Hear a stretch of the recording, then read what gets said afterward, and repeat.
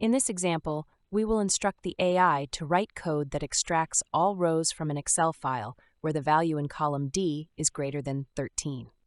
Initially, the AI will generate the code based on the provided training file, but it will not execute it automatically. This approach allows us to identify any hallucinations or misunderstandings in the request. If the code appears correct, we can proceed to the compilation process. Should any errors occur, the AI will be asked to revise the code. This iterative process will continue until the code runs successfully.